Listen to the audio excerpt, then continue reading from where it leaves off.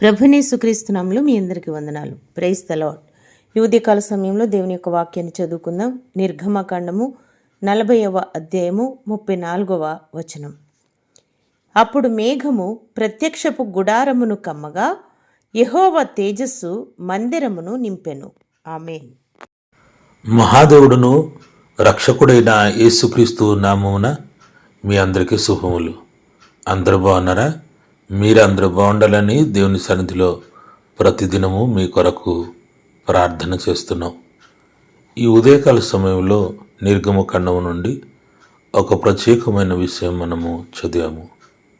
ఇక్కడ రాయబడుతుంది కదా, ఆ ప్రత్యక్షపు గుడారము మీదకి దేవుని యొక్క ప్రభావము మహిమ వచ్చి ఉండెను.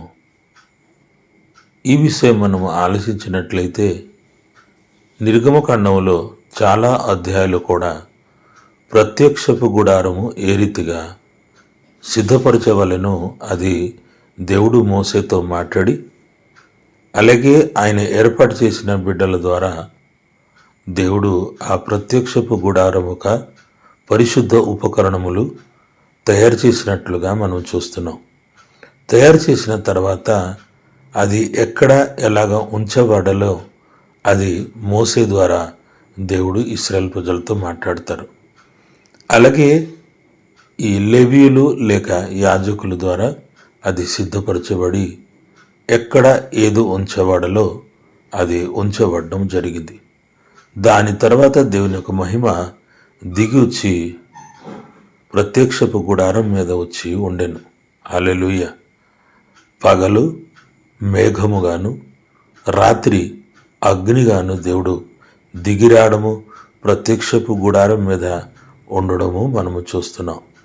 ప్రియ దేవుని బిడ్డలారా, ఇశ్రాయేల్ ప్రజలు ఎప్పుడైతే ఆ మేఘము ఎత్తబడి వెళ్ళిపోతుంది, అప్పుడు వారికి అర్థమైంది దేవుని ఒక మహిమ ఇక్కడి నుంచి మేఘముగా ఏ రీతిగా పైకి వెళ్తుంది అది వారు చూసేవారు. చూసినప్పుడు వెంటనే వాళ్ళు ప్రత్యక్షపు గుడారము తీసివేసి మళ్ళా మేఘస్తంభము అగ్నిస్తంభము ఏ రీతిగా నడిపిస్తుంది వారు నడవడం మొదలుపెట్టేవారు.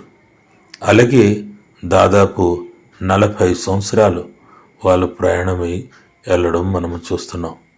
ఇక్కడ ఒక ప్రత్యేకమైన విషయం చెప్పాలని ఈ వాక్యము తీయడం జరిగింది. ప్రియ దేవుని బిడ్డలారా, జాగ్రత్తగా అర్థం చేసుకుందాం.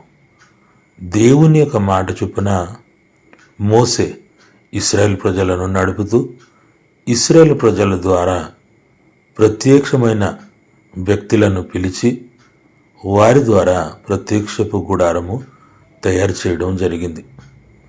దేవుడు చెప్పిన మాట చొప్పున ఎప్పుడైతే వారు సిద్ధపరిచారో దేవుని యొక్క మహిమ అక్కడికి దిగిరావడం మనము చూస్తాం. ప్రియ దేవుని బిడ్డలారా, దేవుడు ఈరోజు మనతోని మాట్లాడుతున్నారు. మనము ఆయనను లోబడిన ఎడల మన మధ్యలో కూడా ఆయన సన్నిధి ఉంటుంది. అందుకు దేవుని యొక్క మాటను 100% లోబడి బ్రతికాలని ప్రభు పేరిట మనవి చేస్తున్నాను. మహిమగల తండ్రి, నీకు స్తోత్రము. నిజమే తండ్రి, నీ వాక్యము లోబడి నీ మాట చొప్పున మేము బ్రతికినడలా నీ సన్నిధి మా మీదకి దిగుచ్చి మమ్మలను ఆశీర్వదిస్తుంది, నడిపిస్తుంది అని ప్రభు మీరు క్లియర్గా చెబుతున్నారు. అందుకే నీకు వందనాలు. ప్రియ బిడ్డలందరినీ కూడా దీవించి ఆశీర్వదించండి. నీ మాటలు లోబడుతూ నీ సన్నిధిని ప్రభు అనుభవిస్తూ బిడ్డలు నడుచుకుంటకు సహాయం చేయండి.